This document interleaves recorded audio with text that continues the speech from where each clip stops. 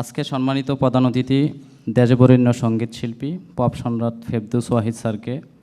আজীবন সম্মাননা উত্তরীয় ও সার্টিফিকেট প্রদান করবে পদ্মা উদ্যোক্তা ফাউন্ডেশনের চেয়ারম্যান মনিরুজ্জামান অপূর্ব, ভাইস চেয়ারম্যান রোমানা রহমান, সেলিম মাহমুদ, ইকরামুল হক ভূঁইয়া, রবিউল ইসলাম রবি, উম্মে সালমা, মিজানুর রহমান ও হৃদয় আহমেদ।